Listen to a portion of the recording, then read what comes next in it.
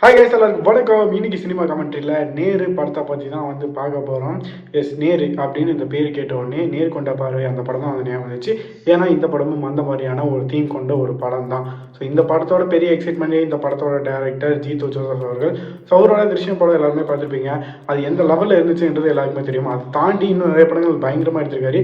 அந்த படங்களும் சூப்பராக இருக்கும். ஸோ இந்த படத்தோட கதையோட டெம்ப்ளேட் பொறுத்த வரைக்கும் ரொம்பவே சிம்பிள் தான். புதுசாக பெருசாக ஒன்றுமே கிடையாது. It's a goat drama. So அது எந்த அளவுக்கு சிம்பிளான ஒரு டெம்ப்ளேட் இருக்குன்னு உங்களுக்கு எல்லாத்துக்குமே தெரிஞ்சிருக்கும். அந்த டெம்ப்ளேட் என்னன்னா ரொம்பவே சிம்பிள். ரொம்பவே பாவமான பாதிக்கப்பட்ட ஒரு ஏழையான ஒரு என்ன சொல்கிறது, அந்த ஒரு ஏழைக்கு வந்துட்டு யாருமே வந்து முன் வந்து உதவ மாட்டாங்க. ஸோ அந்த மாதிரி இருக்கக்கூடிய ஒரு கிளைண்ட்டு. ஸோ அவருக்கு வந்துட்டு ஹீரோ வந்துட்டு ரொம்ப நாளாக கண்டிப்பாக அந்த ஒரு விஷயத்தை வந்து ப்ராக்டிஸே பண்ணியிருக்க மாட்டார்.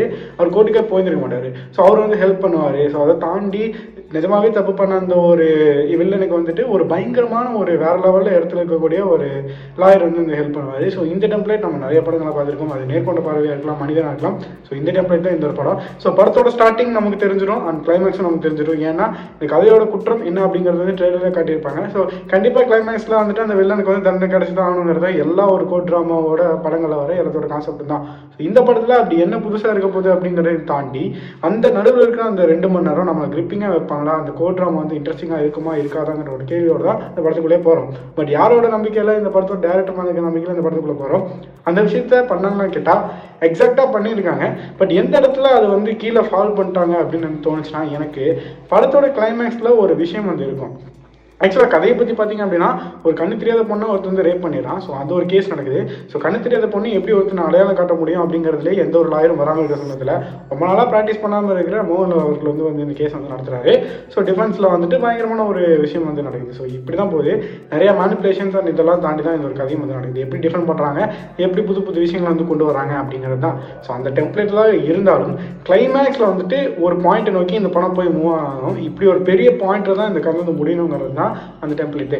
அப்படிப்பட்ட அந்த பெரிய பாயிண்ட் எனக்கு என்ன தோணுச்சுன்னா, இந்த கதையை பொறுத்த வரைக்கும் அதை வச்சு இந்த படத்தை முடிச்சிட்டாங்க. பட் அந்த பெரிய பாயிண்ட் முன்னாடி நடந்திருந்தா இந்த படம் வந்து உடஞ்சிருக்குமோ அப்படிங்கிற ஒரு கேள்வி வந்து இருந்துச்சு. ஸோ அந்த இடத்துல ரைட்டாக இந்த படம் ஒரு டவுன்ஃபால் ஆனால எனக்கு ஒரு ஜீத்து ஜோசப் மோகன்லால் படமாக இருந்தால் அந்த அளவுக்கு வந்து சாட்டிஸ்ஃபை பண்ணலை. என்னதான் ஒரு கோட் ட்ராமாவாக இருந்தாலும் நான் வந்து எதிர்பார்த்து இந்த படத்தில் வேறு மாதிரியான விஷயங்கள் ஸோ அந்தளவுக்கு எனக்கு கிடைக்கல. பட் சிம்பிள் அண்ட் ஸ்வீட்டாக நல்ல ஒரு படம். இந்த டெம்ப்ளேட் உங்களுக்கு தெரியும் இல்லையா, கோட் ட்ராமா இப்படி தான் இருக்கும். நான் ஆல்ரெடி சொன்ன அதே டெம்ப்ளேட் தான். ஸோ இது உங்களுக்கு தெரியும், ஸ்டார்டிங்கும் தெரியும், எண்டிங்கும் தெரியும். நடுவில் நம்ம கிரிப்பிங்காக வச்சிருக்காங்க நீங்கள் தான் பார்த்துட்டு சொன்னால், தயவு செஞ்சு எந்த ஒரு லாங்குவேஜ் படத்தையும் அந்த லாங்குவேஜ்லேயே பாருங்கள். அதுதான் வந்து நல்லா இருக்குன்றது என்னோட கருத்து. ஸோ மீண்டும் ஒரு நல்ல படத்தோட நான் உங்களை சந்திக்கிற ஒரு முகப்படுத்துறது நான் உங்களுக்கு பத்துறேன். Take care.